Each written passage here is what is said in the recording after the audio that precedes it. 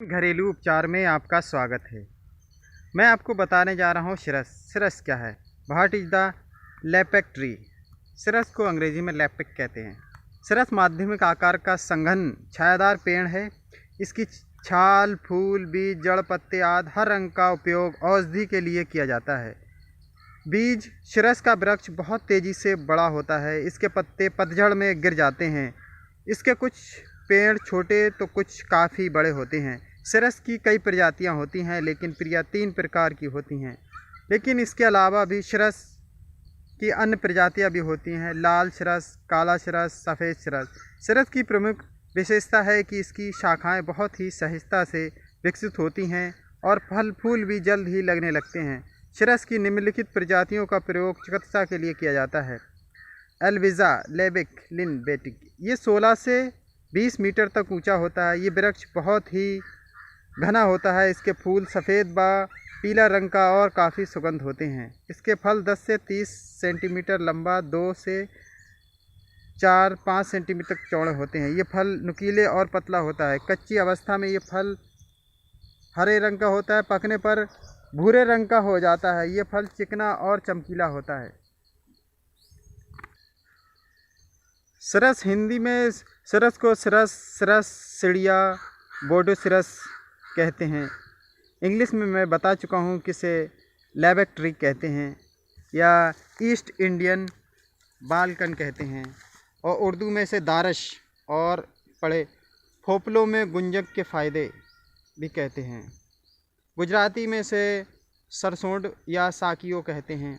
तेलुगु में तिरसन कहते हैं। बंगाली में इसे सिरस कहते हैं। नेपाली में भी इसे सिरस ही कहते हैं। इस तरीके से अन्य क्षेत्रों में इसके अन्य नाम हैं। सिरस के अन्य फायदे: सिरस के पत्तों को रस का काजल की तरह लगाने से आँख का संबंधी परेशानियों में जल्द राहत मिलती है। सिरस के पत्तों को काढ़ा पिलाने से और इसके रस को आँखों पर लगाने से रतौंधी में बहुत लाभ होता है। इसके लिए सिरस के पत्तों के रस में कपड़ा भिगोकर सुखा लें और कपड़े को 3 बार भिगोएं और सुखाएं। इस कपड़े की बत्ती बनाकर चमेली के तेल में जलाकर काजल बना लें। इस काजल को प्रयोग से सिरस आँखों में रोशनी बढ़ती है। इसके अलावा सिरस के पत्तों को आँख में लगाने से आँखों की सूजन में लाभ मिलता है। कानों के दर्द में सिरस के पत्ते और आम के पत्तों को रस को मिला लें। इसे गुनगुना करके इसमें 1 से 2 बूंद कान में टपकाने से कानों के दर्द को बहुत ज़्यादा फ़ायदा होता है। दांतों के दर्द के बारे में: सिरस के जड़ से बने काढ़े से कुल्ला करने से दांत के रोग दूर होते हैं। इसकी जड़ के चूर्ण से मंजन करने से भी फ़ायदा मिलता है। इसके काढ़े या मंजन से दांतों में मजबूती भी आती है। सिरस को गोंद और काली मिर्च को पीसकर मंजन करने से भी दांतों के दर्द में फ़ायदा होता है। खांसी के लिए पीले सिरस के पत्ते को घी में भून लें। इसे दिन में 3 बार 1-1 ग्राम की मात्रा में सेवन करने से खांसी में बहुत फ़ायदा होता है।